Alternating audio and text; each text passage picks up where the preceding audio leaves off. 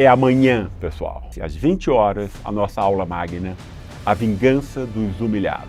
E pelo que eu já estou preparando para essa aula, eu acho que vocês vão gostar muito. Vocês não vão se arrepender. Prepare-se para um debate profundo sobre as raízes históricas da desigualdade, o impacto das elites que ninguém na imprensa fala, nunca fala. Confira o seu e-mail para acessar o link. Não perca essa oportunidade única. Você não vai se arrepender.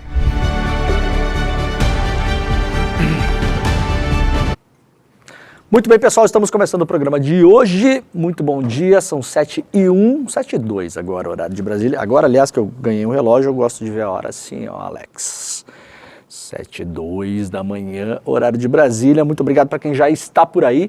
Hoje é 12 de fevereiro. Hoje, aliás, temos dois anúncios importantes. Eu vou fazer mais para o final do programa, mas hoje temos duas coisas importantes para avisar. Primeiro, que é o meu penúltimo dia comandando o Desperta. A partir de segunda-feira nós teremos o Fábio Panunzi aqui. Para quem não acompanhou, a gente está fazendo uma série de... tem uma série de novidades aqui no ICL, programas novos aparecerão este ano ainda, sim, estamos caminhando para, quem sabe, ter uma grade 24 horas com programação no ar. Você pode deixar ligado na TV da academia, do dentista, do médico, né, da clínica. Isso é a primeira novidade. Pode chorar, Alex, quando eu falar que eu não vou mais apresentar o programa, tem que fazer... É isso, né? Ou o Caio, quem tiver aí também. Hoje me deixaram sozinho, não tem ninguém aí pelo jeito. E amanhã tem a nossa aula magna com o professor Renato Janine Ribeiro, ex-ministro da Educação, né? Uma pessoa espetacular. E o nosso, não menos espetacular, Gessé Souza. Então, se você quiser acompanhar essa aula amanhã, eu vou explicar um pouco melhor no final do programa. É uma aula magna aberta, gratuita, aqui do ICL, que é um preparativo para a nossa pós-graduação. Para quem não acompanhou no ano passado, nós lançamos no ano passado a primeira pós-graduação do ICL, pós-graduação mesmo, tá? Mesmo pós-graduação do MEC, aquela que você vai pegar o diplominha válido em todo o território nacional e internacional e quiçá intergaláctico também, né? Você pode também mostrar o seu programa para os alienígenas, se um dia eles chegarem na face da Terra e falar: isso aqui é a minha pós-graduação do ICL, que é validada pelo MEC. A gente vai falar sobre isso mais tarde, mas para quem vem acompanhando e esqueceu de fazer a inscrição, quem ouviu ontem, não esqueça, a inscrição está aí no despertacl.com.br, despertacl.com.br. O QR Code também está aqui. Olha que beleza, como eu já aprendi. O Alex está vivo aí? Tá tudo bem aí? Tá? Não tá? Eu não estou ouvindo vocês. Eu não sei se vocês me abandonaram ou se eu simplesmente não tenho mais condições de ouvir, né, por causa da velhice, eventualmente, né. Muito bem, gente, estamos ao vivo em todas as redes sociais e também lá na TV aberta e no rádio, se você quiser ouvir este programa pelo rádio em São Paulo. Temos 3 emissoras de rádio em São Paulo que transmitem o Desperta todas as manhãs: Rádio Quirimurê, Rádio Quirimurê não, TV Quirimurê lá na Bahia, Pop TV em Porto Alegre, TVT em São Paulo. Essas são as emissoras de televisão que nos transmitem. Em São Paulo, as rádios são a Rádio Brasil Atual, a Rádio Heliópolis e a Rádio Cantareira. Então, se você está no trânsito, o trânsito de São Paulo está bem tranquilinho, né?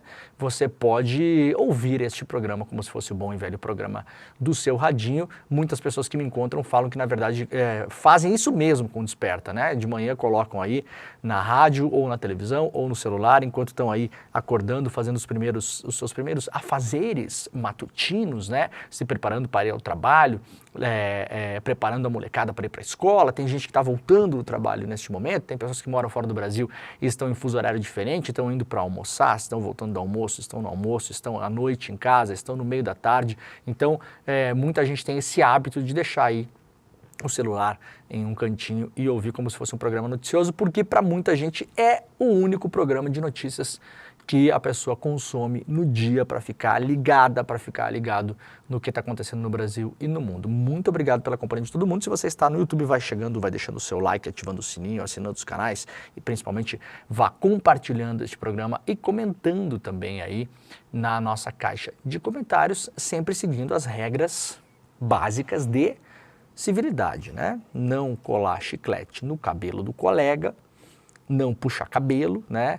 Não xingar a professora, né? Aquela coisa, tudo que vocês sabem. Se tiver gente muito mal educada no chat, a gente bloqueia, né? Bloqueia, porque isso aqui, finado Alex saudoso de saudosa memória, é uma democracia, onde quem manda sou eu, o Demore, né? Então, mas bloquearam do chat. Sim, bloqueamos porque você é mal educado, você é chato, você incomoda as pessoas, manda 60 vezes a mesma mensagem, fala palavrão, não pode, tá bom? Então, muito bem. Vamos lá, galera. Ó, a nova onda de calor começa hoje e pode levar a sensação térmica para 70 graus. A gente não tinha aquela ideia assim de conhecer Marte. Deve ser parecido o clima em Marte, né? Será que é parecido com isso? Uma nova onda de calor deve ocorrer entre quarta e quinta-feira, portanto hoje e amanhã. Vai afetar principalmente as regiões sudeste e sul do Brasil, além da centro-oeste e nordeste. Durante esse período, as temperaturas elevadas devem gerar sensações térmicas que podem atingir até 70 graus. Essa é a previsão de uma tabela do Núcleo de Climatologia Aplicada da USP. A onda de calor intensa que atinge essas áreas revela temperaturas que na prática superam os valores registrados pelos termômetros. Em 2024, por exemplo, no Rio de Janeiro, já tivemos uma sensação térmica de 62,3 graus em 17 de março. Para calcular a sensação térmica é preciso considerar tanto a temperatura em graus Celsius quanto a umidade relativa do ar. A combinação desses dois fatores é que resulta na sensação que nós temos no corpo, né? Não necessariamente naquela que é medida apenas no termômetro. Em uma cidade onde os termômetros marcam 38 graus e a umidade relativa de 60, por exemplo, a sensação térmica pode ser de 55. Em outra cidade com previsão, por exemplo, de 41 e a umidade de 40, a sensação pode ser de 53. Ou seja, o termômetro pode até marcar menos, mas se a umidade for maior relativa a outra cidade, a sensação fica pior. Então, pelo que eu entendo, quanto mais úmido, mais ruim, né? Ou seja, a sensação térmica não depende apenas da temperatura. Aqui está a tabela, né? Para quem tiver curiosidade, eu nunca sei como funciona a sensação térmica, Leandrinho, como a gente calcula isso. Se você for lá para o iclnoticias.com.br, essa notícia da onda de calor está na nossa capa, e aí nós colocamos uma tabela nessa notícia e você pode calcular como está a sensação térmica na sua cidade. Olha aqui a tabelite, né? As linhas X e Y, moleza de ver, né? Então você vê aqui, ó, por exemplo, ó, vamos supor que na sua cidade, neste momento, está fazendo 28 graus, né? Se a umidade estiver 25%, é 28 graus a sensação. Conforme a umidade avança a sensação. Então, por exemplo, se estiver 28 graus na sua cidade neste momento, mas a umidade relativa do ar estiver em 50%, a sensação é de 33. Veja que tabelinha legal, cara. Eu vou até salvar para mim aqui. Muito bom, né? Você pode baixar essa tabelinha lá no iclnoticias.com.br. Em Porto Alegre, ontem a temperatura chegou a 39 graus, segundo o Climatempo. Não sabemos, né, a sensação, a umidade de hoje, mas ontem, por exemplo, olha só, a umidade em Porto Alegre chegou a 95% do ar. Isso significa que se chegar a 100% nós viveremos em uma piscina? Boa pergunta, não sei responder. Com as condições, ou seja, de acordo com essa tabela, a sensação pode chegar a 70. Vamos ver aqui, se bate 39 com 95, né? 39 graus na tabelinha, 95% de umidade. Olha aqui, ó, 70%. Se chegar a 100%, a sensação é de 72%. Ou seja, se chegar a 100%, não vira piscina, porque não seria 72%, a não ser que fosse uma água para chimarrão, né? Que lá em Porto Alegre poderia ser também. Bom dia, Demore. Olha, o Alex apareceu. Apareci. Bom dia, chat. Ressuscitou, Alex? Ressuscitei. Consegui, igual a Fênix, aparecer das cinzas. Morreu, mas passa bem, né? Sim. Tá bom. Aqui em São Paulo tava um calor esses dias. Tá, calor, cara, mas no sul tá muito mais quente, cara. É impressionante como tá inviável. Tá inviável no nível de ar-condicionado não dá conta. Sim. É bizarro como está quente de fato, né? Lembrando que no ano passado, nessa época do ano, a gente estava aí com algumas chuvas volumosas no sul, né? E poucos meses depois tivemos as enchentes, que aliás em maio agora completa um ano, né? Das enchentes no Rio Grande do Sul. Estou pensando até em voltar para as cidades atingidas lá. Quem sabe a gente pode até fazer o programa, fazer umas passagens ao vivo do programa lá das cidades, que eu fui muito bem recebido, aliás, né? O pessoal no meio da tragédia lá, o pessoal de Mussum, Roca Salles, Lajeado, Estrela, Colinas, né? Várias cidades muito atingidas de fato pela enchente. Câmara aprova a proposta que proíbe escolas de recusar matrículas. O plenário da Câmara dos Deputados aprovou na tarde de terça o projeto de lei 9133 de 2017, que estabelece sanções para escolas que recusarem matrícula de alunos em todos os níveis e modalidades de ensino sem que haja uma justificativa formal. O foco da medida é impedir a recusa reiterada de escolas particulares ao acolher matrículas de crianças e jovens, especialmente com deficiência. As penalidades previstas incluem desde a advertência até a suspensão do credenciamento das escolas junto ao poder público. As denúncias que chegam é que estabelecimentos de ensino, alguns, não todos, negam a matrícula pelo fato da criança ser uma criança com deficiência. Negam a matrícula porque a criança pertence a um grupo cultural e a escola exclui. Crianças com autismo estão sendo discriminadas na escola. O projeto é óbvio, se a escola justifica porque nega a matrícula, está resolvido o problema e não tem penalidade. Explicou o deputado federal Helder Salomão, do PT, autor da proposta. Veja, enquanto um parlamentar do PT está preocupado com isso, os parlamentares de direita no Brasil estão preocupados com o banheiro unissex. Sem celular nas escolas, crianças aproveitam o recreio e voltam a brincar, reporta hoje aqui a agência de notícias France Presse. Após um ano sem celulares nas escolas do Rio de Janeiro, os alunos garantem que voltaram a brincar como antigamente e sua concentração nas aulas melhorou. Agora é a vez do restante do Brasil, porque para o ano letivo deste ano, essa lei vale para escolas do mundo todo, né? A lei foi sancionada em janeiro, agora, mês passado, pelo presidente Lula, outra boa lei que está sendo olhada para as escolas. O país que tem mais celulares do que habitantes soma-se um número crescente de nações que recorrem a esse tipo de restrição para tirar os dispositivos das mãos de crianças e adolescentes que estão frequentemente hiperconectados. Foi difícil porque a gente vicia, aí acaba que quando fica sem o celular gera uma abstinência, mas depois que o costume passa a gente interage mais, conta Camille Marques, uma adolescente de 14 anos ouvida pela agência France Press. Ela é aluna municipal da Escola Reverendo Martin Luther King, na zona norte do Rio de Janeiro. Disse à AFP que nem mesmo se incomoda em levar o telefone para o colégio. Ou seja, está deixando em casa. Ela não é a única, apenas alguns poucos estudantes pararam debaixo de um grande mural do herói Martin Luther King, né? E colocam seus aparelhos em uma caixa de plástico antes de entrar na aula. Embora a princípio tenha pensado que a proibição era chata e sem graça, agora a aluna de 14 anos, Camille, se sente mais feliz porque suas notas e sua vida melhoraram. Antes tinha um colega que sofria cyberbullying, a gente nem sabia, porque a gente estava mais concentrado no nosso telefone do que nos amigos, admite ela. Segundo dados da Unesco, do fim do ano passado, 40% dos sistemas educacionais do mundo tinham algum tipo de restrição para o uso do celular, frente a 30% de 2023, ou seja, está aumentando.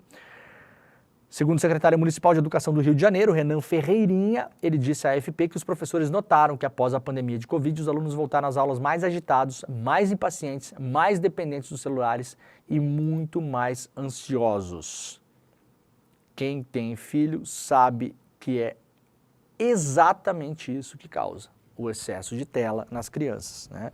A gente lá em casa, no começo, era uma coisa meio assim, não vai ter tela. E aí o tempo vai passando, você vê que é praticamente impossível lidar. Eu conheço pais que conseguem, então não é impossível. Na verdade, a gente decidiu não comprar essa briga desse jeito tão ferrenho, né? Mas é possível. Tem pais, amigos que têm crianças, que as crianças não pegam o celular na mão, não pegam tablet. Tem criança, inclusive, que não vê desenho na televisão. Tem pais que não têm TV em casa, inclusive. Não é o meu caso e o caso da minha esposa. A gente tem TV em casa porque a gente é completamente maluco por televisão, né? Então não tem jeito. Eu mais do que a minha esposa. Meu pai era doido por televisão. E eu sou maluco por televisão também, então não tem jeito, né? O seu filho vai se criar dentro do seu caldo cultural da sua família, né? Com todas as belezas e prejuízos de você ser o pai que é, né? Não tem jeito. Mas a gente tentou controlar totalmente, agora a gente limita. Em um determinado período, justamente na pandemia, quando era menos limitado, eu não sei, galera do chat, se vocês tiveram essa experiência, escreve no nosso chat aí como é que foi a experiência de vocês. Mas na pandemia, que era mais difícil porque não tinha aula, não podia se encontrar com os coleguinhas, né? A gente morava num lugar que era mais isolado, não tinha vizinhos com criança. Então a gente ficou muito tempo na pandemia com o nosso filho sem ver criança, né? Só de lembrar disso me dá até um negócio, né? E aí o tempo de tela aumentou. E aí diretamente, a galera que puder comentar aí no chat, se foi assim com vocês também, ou se é assim com vocês hoje, aumenta a irritação e a ansiedade. É assim, ó, é efeito de droga mesmo, não tem nenhuma diferença. Nosso filho ficava mais ansioso, né, mais agitado no mau sentido, não agitado de ativo, de querer fazer coisas, não, agitado, impaciente, né, episódios de raiva até, né, em momentos que a gente tentava tirar a tela da mão, de ficar muito bravo, de jogar coisa e tal. Olha, a gente começou a ficar preocupado e não demorou muito para se dar conta que era por culpa de tela, né? Então cuidado aí, cara. Ontem teve uma mãe que falou aí, deu uma entrevista, né? As pessoas, claro, também, as pessoas não são informadas, enfim, não é culpa da pessoa nem nada disso.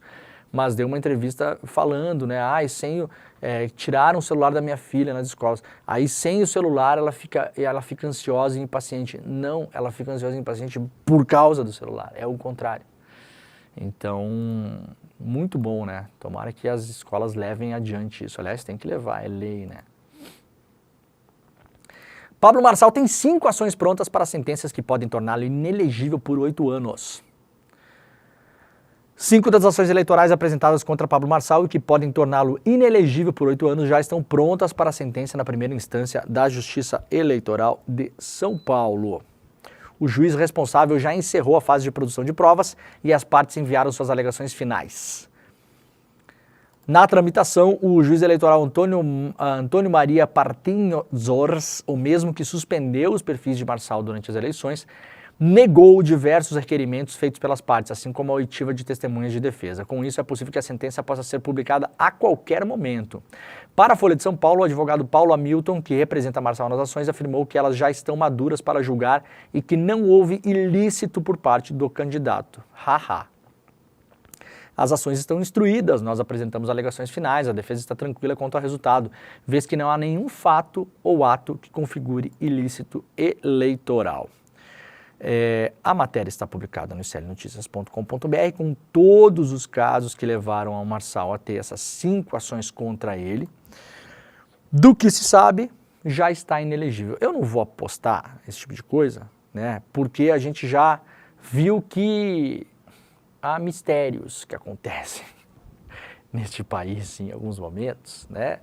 Sérgio Moro, por exemplo, estava inelegível, aí chegou lá na ponta, ia ter eleição, talvez alguém precisasse do Moro para alguma coisa e escapou, né? Deltan não escapou. Marçal, de tudo que eu tenho escutado, não vai escapar. Quem está feliz com isso? Todo mundo. O Marçal, Alex, é o Norvana da política. Como diria... Norvana? Norvana, como diria Dinho Ouro Preto. Pegou a referência, não? Peguei. Pegou a referência, consegui. A de ontem não deu, mas hoje deu. Não, o chat ontem foi a loucura porque eu não peguei a referência. Pois é, cara. Não pegou a referência do Ronnie James Dio ontem, né? Com Black Sabbath, pra gente fazer. Sim. Então tá contado, né? Agora, o Marçal parece que já Elvis. Quem está feliz com isso? O Brasil está feliz, o mundo está feliz. Quiçá os alienígenas estão felizes, né? Bolsonaro está feliz. Sim, Bolsonaro está muito feliz com o Marçal inelegível, muito. Porque a disputa na direita para tomar o lugar do Bolsonaro no coraçãozinho das pessoas segue em aberto, e o Marçal estava na ficha 1 dessa disputa. Então, se ele sai da urna, Bolsonaro fica feliz. Quem mais fica feliz se Marçal sai da urna? Eu fico feliz, por exemplo. Então, estamos num dia, veja que um dia... Vamos dar as mãos, Alex? Dá a mão. Vamos. Você pega na minha mão esquerda aqui, Alex. Já deu? Levanta a mãozinha. Aqui. O Bolsonaro pega na direita. A gente vai dar a mão pro Bolsonaro agora. Porque tá todo mundo feliz que o Marçal vai ficar inelegível, Alex. Sim. 8 anos, né? O problema é que o Marçal é jovem ainda, né? Depois é capaz de voltar a encher o saco da gente aí, né? Manifestantes protestam nessa quinta em vários pontos do Brasil contra Trump e a favor dos palestinos. Nesta quinta-feira estão previstos atos em vários pontos do país para demonstrar solidariedade à luta do povo palestino. Os manifestantes pretendem expressar o mais completo repúdio às declarações criminosas de Trump, que sugeriu a limpeza étnica e deslocamento forçado da população de Gaza para tornar Gaza uma zona de turismo de luxo. Para quem quiser saber onde as manifestações irão acontecer, você pode ir lá para a capa do iclnoticias.com.br também. Já tem marcado atos em São Paulo, Porto Alegre, Rio de Janeiro, Florianópolis e Brasília. Kanye West é retirado de agência e processado por ex-funcionária por ode ao nazismo. Que beleza, né? Assim, o mundo tá uma delícia, né? A agência de talentos de Kanye West o retirou como cliente depois que ele postou dezenas de mensagens antissemitas online e vendeu camisetas com suásticas no site de sua marca de moda, levando a Shopify a fechar o site. Agora ele enfrenta um processo de uma ex-funcionária judia que alega que ele uma vez lhe enviou uma mensagem de texto dizendo "Salve Hitler". Assim, é o combo do cretino, né, cara? Nos Estados Unidos pode, né? Pode. Entendeu? Que mundo legal? Assim, mas nos Estados Unidos, então vai pra lá. Vai pra lá. Viu que legal? Você pode ir lá trabalhar para um patrão que manda Heil Hitler pra você no Zap. Vende camiseta com suástica e posta mensagens antissemitas nas redes sociais. Viu que beleza? A terra da liberdade? Você pode ir. Boa sorte. Good luck. Queda das ações da Tesla faz Elon Musk perder 42 bilhões somente em fevereiro. Se ele tivesse um carro a gasolina, Alex, a gente podia fazer uma vaquinha para ele comprar gasolina. Fiquei até com pena de ler essa notícia. Sim. Mas é elétrico, né? Não vai gasolina. Vai energia elétrica. É um celular com roda, né? Vamos fazer uma vaquinha para a conta de luz dele. Vamos para pagar... como é que é o nome da empresa de luz aqui de São Paulo? Aqui é Enel. A Enel, né? A Enel, né? Choveu, caiu. A fortuna de Elon Musk teve, somente no mês de fevereiro, uma redução equivalente a 42 bilhões de dólares, o equivalente a 246 bilhões de reais. O motivo do baque foi a desvalorização das ações da Tesla, a montadora de veículos elétricos do bilionário sul-africano. Sempre lembrando que Musk é um imigrante nos Estados Unidos, né? Nessa terça-feira, as ações da montadora caíram 6,3%, fechando no menor valor desde 15 de novembro. Grande parte do patrimônio do Musk deve-se à Tesla, né? As ações caíram, por quê? Deixa eu ver se explica na matéria aqui. Porque as vendas dos veículos da Tesla despencaram em vários dos principais mercados europeus nos últimos meses. E também a BYD, que é a concorrente principal, né, chinesa, vem passando aí a Tesla na venda de elétricos no mundo todo, inclusive na Europa. Na França, as vendas da montadora despencaram 63%, totalizando apenas 1.141 veículos. Na Alemanha, a queda foi de 60% também, 59,5%, né? Na Suécia, caiu 44,3%. Na Noruega, as inscrições de novos veículos Tesla caíram 37,9%. No Reino Unido, as vendas diminuíram 7,8%. O Reino Unido não é um mercado tão importante de carros elétricos, né? A Noruega a Suécia a Alemanha pelo tamanho, mas não pela porcentagem em relação aos carros a óleo, e a França menos, né? Menos. Em notícia crime, autores brasileiros acusam Shakira de plágio na música que levou o Grammy. Ô, Shakira, não faz assim. Matéria exclusiva do ICL Notícias, publicada pelo Chico Alves, a cantora colombiana Shakira, que fez um show no Rio de Janeiro ontem, né, e fará outra em São Paulo na quinta-feira, acabou tendo uma recepção nada agradável no Brasil. Acusada de plágio por 4 compositores brasileiros, a popstar é uma das citadas em notícia crime encaminhada esta tarde de ontem, no Ministério Público do Rio de Janeiro. Um processo na área penal será o próximo passo. Além de Shakira, 3 artistas que trabalharam com ela em uma música com provocações ao ex-marido, Gerard Piqué, que era jogador do Barcelona, são alvo da mesma acusação. Trata-se do sucesso... Alex, vai você, leia o nome desta música da Shakira para mim, por gentileza. BZR Music Seasons, volume 53. É difícil, Pareceu aqueles Electro Hits. Electro Hits, BZRP Music Sessions, volume 53. Não era mais fácil ter botado o nome Pensa em Mim, por exemplo? Chore Pense em por mim, mim. chore por mim, liga pra mim. Como que é o nome da sua música? Pense em Mim. Como que é o nome da sua música? BZRP Music Sessions, volume 53. Parece senha, né? Quando você bate num lugar clandestino, né? Pá. Qual que é a Sim, senha? aleatória. Qual que é a senha? Pensa em Mim. Não. Lançado em janeiro de 23, o ano que foi premiado como a canção do ano no Grammy Latino. Além disso, a composição integra aí, eu quero ver as pessoas que gostam de Shakira no chat enchendo. Demore, você nunca ouviu esta música? Talvez deva ter ouvido aí. A música pop que faz muito sucesso, todo mundo já ouviu, né? Você só não liga o nome da pessoa, né? Além disso, a composição integra o álbum Las Mujeres Ya No Lloran. Essa aqui eu já sei falar. Em espanhol eu vou melhor. Com que a colombiana venceu o Grammy de melhor disco pop latino. Aliás, quem for fã da Shakira pode dizer pra gente o que significa essa sigla, né? BZRP, será que é do Piqué? BZRP de Piqué? Não tem G aqui, não. Deve ser uma sigla óbvia que a minha idade não alcança, né? Segundo a acusação, a música seria uma cópia categórica, cabal, evidente e impressionante da canção sertaneja Tu Tu Tu. Esse nome tá melhor, né, Alex? Como que é o nome da tua música? Tu Tu Tu. Bem melhor. Melhor, né? Gravado em 2020 por Mariana Fagundes e Léo Santana. O refrão criado pelos brasileiros diz... Ô Chico Alves, tu quer derrubar o programa também, né, cara? Eu me nego a ler isso aqui, Alex. Eu sou um jornalista sério, imagina eu lendo um negócio desse. Agora fala com tu, tu, tu, tu. Foi me trair, tomou... Não. Não, é sacanagem. Melhor BZRP. Não, né? BZRP é melhor, né? BZRP é Sim. melhor. Por isso que Aqui a Shakira tá falando botou... que BZRP é Bizarrap. É um... Bizarrap.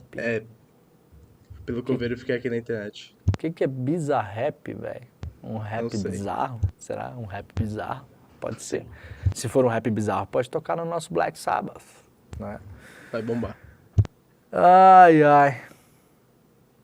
Ah, tá aqui o produtor argentino Bizarrap. Bizarrap. Ah, muito bem. Bizarrap. Blá, blá. Pra tipos como tu, pra tipos como tu. Mas a Shakira não mandou tomar no tu, né? Que absurdo, cara. Ó, pra quem quiser ouvir, muita gente gosta de ouvir esse negócio de plágio, né? Aliás, a Adele acabou de perder uma ação, né? Contra o compositor da música do Martim da Vila, que é Já Tive Mulher. Como é que é o nome da música? Mulheres. Não é Bizarre Prático. Mulheres. O vídeo que mostra, está lá, a comparação entre as músicas está no clnoticias.com.br. Relator de CPI pede indiciamento de 3 pessoas por manipulação de jogos.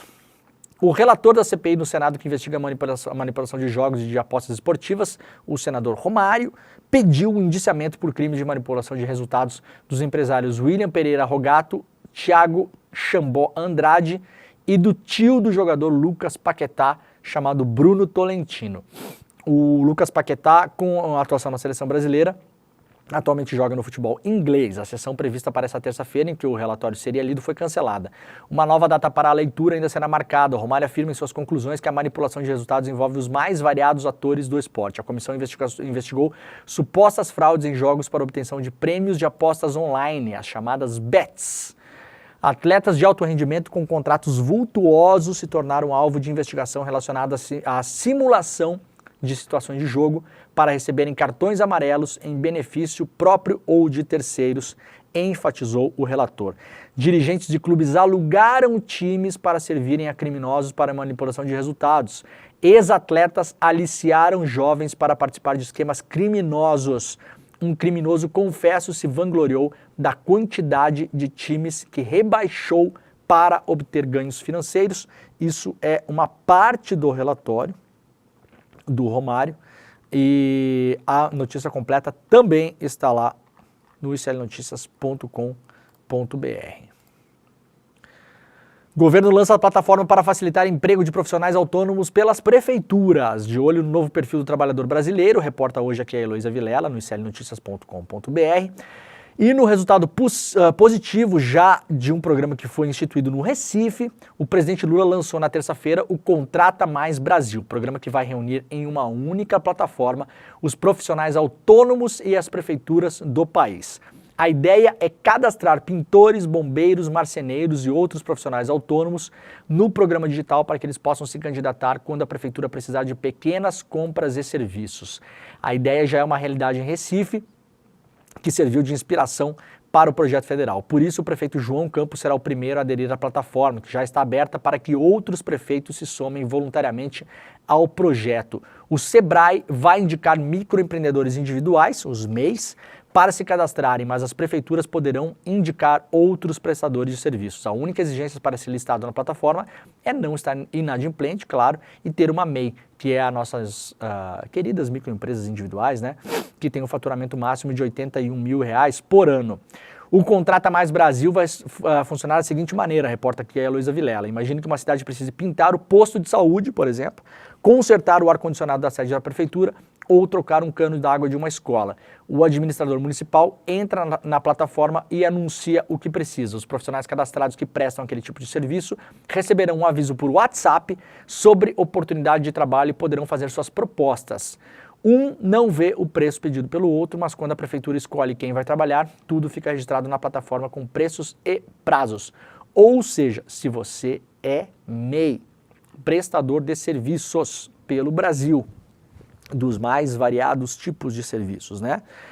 Você já pode provocar a sua prefeitura para saber como faz para se cadastrar nesse sistema. Ou seja, é um jeito de tirar os cupincha das prefa, que a gente sabe que tem, né? Ganha o grupo político A, vai os cupincha do grupo político A. Frequentemente, pessoas que reclamam da esquerda, do comunismo, da corrupção, né? Estão lá fazendo o que a gente sabe que fazem. Então, isso dá mais uma chance para que as pessoas possam efetivamente serem contratadas pelo poder público de modo mais claro e transparente. A plataforma já está funfando, então provoque a sua prefeitura local ou o Sebrae para entender como você pode fazer a sua inscrição.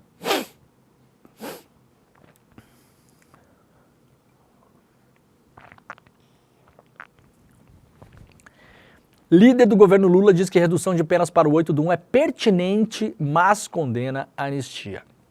O senador Jacques Wagner deu uma entrevista lá para o Estadão, ele que é líder do governo no Senado, né?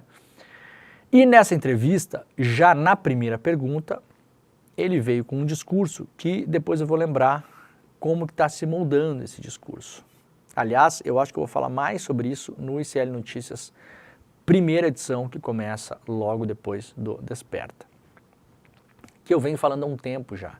Eu não me canso de repetir, porque quando a gente erra, cai todo mundo de pau em cima, né? Então, quando a gente acerta, a gente vai ficar se autoelogiando, sim, porque é verdade. Deixa eu diminuir o ar-condicionado aqui. Eu tô falando desse negócio, mas ó, e tenho até uma opinião impopular em relação a isso. Primeiro, vamos ler a pergunta e a resposta do senador Jacques Wagner, do PT. Depois, vamos lembrar o que foi dito ontem por um outro ministro do Lula, e depois eu vou comentar uma coisa importante. Então, atenção. Pergunta. Como o senhor vê a possibilidade de votação de uma anistia aos réus do 8 de janeiro ou uma redução nos prazos, por exemplo, de ineligibilidade, que é a tal da votação da ficha limpa, dado o apoio da oposição à candidatura de Alcolumbre? Disse o Jacques Wagner. Pessoalmente, acho que anistia, não. Aí você lê e acalma o coraçãozinho, né? Mas não é bem assim, tá? Não é bem assim. Continua a resposta. Anistiar é estimular outra vez. Sou contra e não sei se passa fácil aqui. Aqui no Senado. Por não sei se passa fácil, subentendemos que eventualmente passa difícil, né, Alex? Tô bom de lógica hoje? Faz sentido? Sim, tá ótimo. Né? Eu não sei se passa fácil. Ou seja, a frase não dita é, mas talvez passa difícil. No meio termo, né? Né? Pode passar. Assim, impossível não é. Segue a resposta. Está cada dia mais provado que houve um plano. Modular as penas é um problema do judiciário, que eu acho razoável. Modular as penas, gente, é reduzir pena, tá? Porque teve gente que veio na turba. Eu acho que a modulação é pertinente porque os inspiradores e financiadores é que deveriam ter pena mais forte. Tem uma porção de gente que não sei se veio para passear ou efetivamente para bagunçar. Mas não dá para anistiar. Mesmo o pessoal que grita por anistia, essa coisa não passa fácil perante a opinião pública.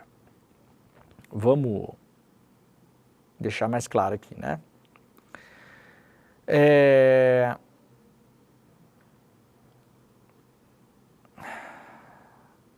É o seguinte, a anistia a princípio não. Então o que disse o Jacques Wagner? Olha, eu acho que dar um canetaço e acabar com as penas, não. Mas reduzir as penas eu acho bom. Do pessoal do 8 de janeiro, tá? É isso que está dizendo o senador. Para além de tudo, ele está dizendo o seguinte, vamos ler as mensagens que estão cifradas nessa história aqui. Ele está dizendo que se colocar em votação a anistia no Senado, passa, tá? Passa. Ele falou, não sei se passa fácil no Senado. Vocês entenderam? Então assim, não é que passa fácil, mas passa. Ontem, no programa Roda Viva, o ministro da Defesa, Múcio, já havia dito a mesma coisa. E não é a primeira vez. Antes parecia uma coisa isolada do Múcio, né? O Múcio defendeu penas diferenciadas pelo 8 do 1. Tá? Diferenciadas. E disse que a anistia cabe ao Congresso. Então, ambos estão falando a mesma coisa com palavras diferentes. O Múcio falou, olha, esse negócio de anistia é com o Congresso, não vou me meter. O Jacques Wagner falou, olha, esse negócio de anistia é com o Congresso. Ele só não falou essa frase, mas falou, é com o Congresso. Por quê? Ele falou, se votar aqui eu não sei se passa fácil, mas eventualmente pode passar. Então, parece que não é assim as pessoas tirando coisa da cabeça. Não parece para vocês? Que não é isso, que as pessoas estão tirando coisa da cabeça? E aí vocês vão falar, ah, mas o Lula publicamente tem falado que é contra a anistia. Tem. Não tem? Tem. O Jacques Wagner também falou que é contra a anistia. Vocês entenderam? Eu já tinha falado sobre isso no ano passado. Duas coisas. Uma que é o que estava acontecendo, e eu sei que muitas vezes vocês ficam assim, muito magoados comigo. O pessoal fica magoado, Alex, porque a gente fala as coisas que acontecem, né? Sim. Faz parte, tudo bem. Às vezes a gente fala, galera, as coisas que acontecem, porque as coisas estão acontecendo, não porque a gente gosta. Aliás, a maior parte das vezes a gente está falando de coisa que a gente não gosta aqui no programa, né? Então, assim, o que estava acontecendo já no ano passado? Já estava rolando um movimento por anistia. Por uma série de fatores. Eu acho que o governo Lula perdeu a janela temporal, que era uma janela importante no começo do governo, logo depois do 8 de janeiro, para mudar algumas coisas na administração pública, entre elas a relação com militares, a formação de militares nas escolas militares, né? uma série de coisas que poderiam ser feitas ali, que tinha amplo apoio popular, amplo, diante das imagens do 8 de janeiro. Essa janela de tempo passou, né? O governo, por uma série de coisas, está com uma avaliação ruim, isso não ajuda. A extrema-direita está sendo muito efetiva em fazer uma campanha, principalmente fora do Brasil, para colocar essas pessoas do 8 de janeiro, que são assim chamados bagrinhos, né? Ou também chamados manés, era como as pessoas se chamavam muitas vezes, tá? De modo irônico, mas é como se chamavam, não estou inventando aqui. Até tem um livro muito bom sobre isso, que é, se não me engano o nome é A Revolução dos Manés, tá? Colocá-los como perseguidos políticos, como pobres coitados, que foram jogados na cadeia sem chance de defesa. Que foram jogados na cadeia sem chance de defesa, não é verdade. Que tiveram chance de transação penal, ou seja, muitos já poderiam estar soltos, é verdade e não aceitaram. A imensa maioria das pessoas que foram pegas no 8 de janeiro já estão soltas ou em semiaberto. É a menor parte das pessoas que está presa. Então, na verdade, já teve anistia. A maior parte está em casa, gente. Tá? Aqueles 1.000 e não sei quantos que foram presos, hoje tem 200 e poucos, para quem não sabe. Tá? Então já não tem mais tanta gente presa assim. Dos que estão presos, a vários foi oferecido uma transação penal, que era o seguinte: você pagar R$5.000 de multa, quem tivesse dinheiro, quem não tivesse não precisava pagar. Você ficar 2 anos sem acessar a internet, para não ficar enchendo o saco dos outros e pedindo golpe de Estado de novo, e melhorar a sanidade mental geral da nação, e porque a internet foi usada no entendimento do judiciário como um meio para o crime, tá? Então não é a liberdade de expressão, meio para o crime. A mesma coisa que a pessoa que está lá vendendo, sei lá o quê, material pornográfico de pedofilia na internet, meio para o crime, tá? Esse é o entendimento. E um curso sobre democracia as pessoas tinham que fazer no Ministério Público. Vários não aceitaram. Porque a minha honra está preso. Tá? Agora, isso é o que está acontecendo. Uma caminhada para olhar isso de algum modo. Se o Congresso sinalizar agora, principalmente no Senado, onde é mais fácil passar esse tipo de coisa. Aliás, foi o que o Alcolumbre, que é o novo presidente, prometeu para os senadores da extrema-direita. Prometeu. Por mais que falasse publicamente uma coisa, não é verdade, estou afirmando que não é verdade. Prometeu para os senadores do campo bolsonarista que pautaria a anistia na casa, em troca de votos para virar presidente do Senado. Estou falando aqui, não é o que eu acho, estou falando que foi assim.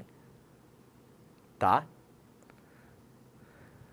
Então, o que pode estar acontecendo é que o governo, vendo que essa coisa pode passar, como diz o Jacques Wagner, não sei se passa fácil, ou seja, pode passar, podemos estar encaminhando aí um discurso do próprio governo para que haja revisões de penas. Ah, mas isso é com o STF. Mas o STF sucumbe a pressões também, como sabemos, não é de hoje. A gente viu na Lava Jato, né? E não só. Não é de hoje. Então, gente, isso é o que está acontecendo, tá? Eu vou repetir o que eu acho que deveria ser feito. Já falei isso no ar e agora eu sei que muita gente no chat vai ficar... Alex, se prepara. Estou de olho aqui no chat. Fica de olho no chat, que eu vou falar uma coisa aqui que eu acho que quase ninguém vai gostar. Mas escuta o pai. O presidente Lula deveria dar perdão presidencial para algumas das pessoas que estão presas hoje pelo 8 de janeiro. Eu já falei isso no ar e estou repetindo aqui, tá? Porque eventualmente tem casos que, por mais que se enquadrem na lei, as pessoas estavam lá participando de um movimento, esse movimento tinha um motivador que era impedir o Lula de governar e pedir a volta do Bolsonaro, né? Ou seja, como estamos na época aí de Donald Trump, vamos usar o termo que os Estados Unidos usaram no mundo todo desde o pós-guerra, que eles chamam, né, de regime change, mudança de regime, para não chamar de golpe, né? Então, a galera que foi lá, estava lá pedindo uma mudança de regime, de modo inconstitucional, e que é previsto em 2 artigos do Código Penal. Ou seja, é um crime você tentar isso, né? Você incitar as Forças Armadas contra as instituições democráticas, por exemplo, é um crime. Então estavam lá. Só que tem, no meio dos manés, os mais manés. Tem, no meio dos bagrinhos, os mais bagrinhos. E o processo, é outra coisa que eu já falei, no STF, ele não se debruçou sobre a individualização de crimes de muitas daquelas pessoas. Muitas foram condenadas por crime de multidão, tá? Que é o que eu já expliquei várias vezes também. O exemplo mais clássico é o exemplo de linchamento. Você condena as pessoas em bloco, né? Porque você não tem como saber quem deu o golpe XYZ, qual foi o golpe que eventualmente levou a pessoa a óbito. Então você pega todo mundo que participou daquilo e todos vão responder pelo mesmo crime. Essa tese foi usada no 8 de janeiro. Mas nada impede que haja revisões de penas pelo STF, por exemplo, avaliando agora sob novas provas ou novos indícios, enfim. Mas independentemente disso, o presidente Lula poderia pegar ali uma parte dessas pessoas que você olha e fala, outra coisa que eu já falei também, tem muito mané ali sim também. A pessoa podia ter no coração dela lá um amor pelo Bolsonaro, igual aqueles caminhoneiros que comemoraram o estado de sítio, lembra desse vídeo, Alex? Uns caminhoneiros lá, dois um tiozão bigodão, assim, né? Num estacionamento em Brasília, estado de sítio, né? As outras pessoas que estavam lá na esquina democrática em Porto Alegre, ajoelhadas, rezando que o Alexandre de Moraes tinha sido preso. Lembra dessa gente? Gente, a gente viveu e vive ainda no Brasil. Tem gente que está doente dessa parada. Doente, né? E se a motivação importa para você condenar alguém por um crime, né? Homicídio é diferente de feminicídio. Por que é diferente? Se os dois tratam do assassinato de um ser humano. Porque a motivação do feminicídio é pelo fato da pessoa ser mulher. Então, veja, há uma diferenciação, né? Mesmo que o ato seja o mesmo, a motivação conta, inclusive na pena. Você tem agravantes, que são os chamados motivos torpes, né? Você matar uma pessoa por um motivo imbecil, um motivo idiota, uma discussão no trânsito, né? Ah, mas tem motivo para matar pessoas? Bom, segundo o Código Penal, inclusive você pode matar pessoas e não ir para a cadeia, por exemplo, em caso de legítima defesa. Por que você matou a pessoa? Porque a pessoa tentou me matar. Então a minha motivação foi defender a minha vida. Vocês entendem? Vejam como a motivação importa para você dosar a pena e enquadrar nos crimes, tá? Então, se a motivação importa, muitas vezes também, no caso dessas pessoas, a intenção delas ou a capacidade delas de fazer algo também importa. O contexto todo importa. Então tem um monte de idiota, e tem um monte de bandido, e tem um monte de criminoso, e tem um monte de oportunista que estava lá para ganhar dinheiro com as pessoas, e tem um monte de gente que estava no túnel do Zap, cara, vivendo em realidade paralela, mesmo. Pessoas que quando acordaram estavam na cadeia. Para quem estuda, eu tenho falado com muita gente sobre isso, já fiz um monte de entrevistas sobre isso, aliás, também. É assim que opera mesmo, tá? A pessoa passa o dia inteiro, aliás, tem um filme muito bom sobre isso que eu já indiquei aqui, Alex, que é The Brainwash of My Dad, eu acho que é. A lavagem cerebral do meu pai. Procurem, tá no YouTube para vocês verem. É a história de uma documentarista, ela conta a história do pai dela, que era um cara, uma pessoa ótima, maravilhosa, incrível, paizão. E depois que já estava mais velhinho, começou a ficar muito em casa e começou a ficar o tempo todo no celular. E virou um doidão. Se transformou em doidão. Quem não conhece uma história assim? Não é única essa história. Se transformou num maluco, trampista, falando coisas que ela falou ela fala no documentário que nunca tinha saído da boca do pai dela. Ela mostra assim, o cara virou outra pessoa. E em um determinado momento o celular dele estraga. E ele fica sem o celular. E ela mente para ele que o celular ia demorar e tal, não sei o que, tira o celular dele. O cara curou. Voltou a ser o pai dela. Então, tem gente que estava lá nessa pilha. Nessa pilha. A pessoa está doente, de fato, né? Então não tem também, nas considerações da nossa lei penal e tal, quando a pessoa, por exemplo, comete um crime, mas ela é considerada inimputável, por exemplo, né? Ou estava sob efeito de medicação lícita, ou sei lá o quê, ou estava sob efeito de forte emoção, ou sei lá o quê, enfim. Aí a gente pode imaginar várias situações.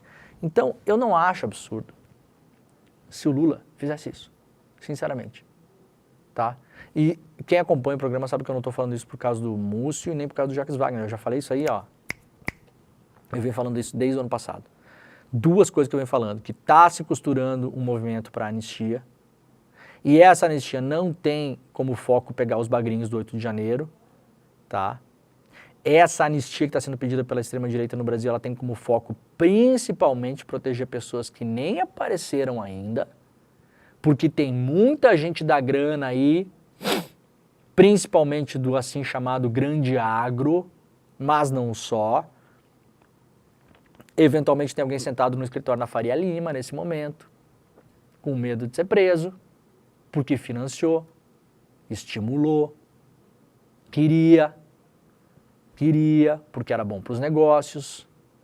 Então essa anistia quer proteger essas pessoas, não quer proteger a dona Fátima de Tubarão, tá? A dona Fátima de Tubarão é a fachada, a família que perdeu o pai, que morreu, é a fachada, né? A pessoa morreu na cadeia, morreu porque tinha um monte de problema de saúde, coração, não sei o quê, e foi presa.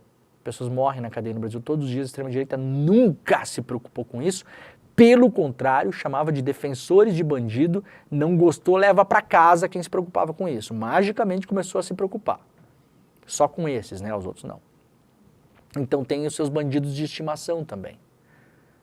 Agora, talvez fosse uma jogada importante do Lula pegar alguns casos específicos em que possa haver uma avaliação humana, gente. Né? A gente não é humanista, progressista, de esquerda, né? Então não dá para toda hora ter esse punitivismo, sabe? Tem gente que foi presa e que tem que ficar presa mesmo. Tem gente que não está presa ainda que tem que ir presa. Os organizadores, os financiadores, as pessoas que levaram armamento para lá, para o acampamento de Brasília, porque tinha. É mentira que não tinha armamento, tinha armamento em Brasília, sim. As pessoas que estavam lá preparadas para fazer de fato um golpe de Estado, que espancaram policiais, que organizaram a turba, que foram para lá preparadas para isso. Muitas sim, muitas não. Então não faz mal pensar que possa haver um meio termo para isso, como redução de danos para evitar uma anistia total e irrestrita pelo Congresso, que pode vir. Ah, mas o STF vai barrar. Bom, aí é outra crise institucional, é outra vez o STF em cima disso. E também para a gente, eventualmente, ter aí uma espécie de passo adiante do campo progressista em falar, não, tudo bem, a gente não é punitivista doidão como vocês. É razoável que essa pessoa, essa, que pegaram pena de 15 anos, talvez é um exagero, pode ser, né? Isso, de novo, não sou eu que estou falando, isso veio da boca de um ministro do Lula e do líder do governo no Senado. Os dois estão falando a mesma coisa. Então eu não posso imaginar que isso venha do nada, para a gente ficar de olho nessa história, tá bom? Beleza? Então, ó, vamos rapidamente lá para as notícias do Trump. Falta 5 minutos para acabar o programa. Daqui a pouco teremos o ICL Notícias primeira edição. Aliás, hoje a gente vai entrevistar o Marlon Reis, que é o homem da ficha limpa. Advogado, que é o autor da lei e o cara que capitaneou, na época, a coleta de assinaturas pelo Brasil, coletou milhões de assinaturas e forçou o Congresso, na época, a aprovar a lei da ficha limpa. A gente vai falar com o Marlon Reis hoje sobre essa tentativa, essa sim, esdrúxula, de tentar derrubar a lei da ficha limpa. para colocar um monte de bandido condenado e futuros bandidos condenados na urna de novo já a partir de 2006. Não percam, tá? O governo brasileiro está encarando o tarifaço do Trump como blefe para uma negociação. Setor do aço e governo fecharam um acordo para não retalhar os Estados Unidos por enquanto.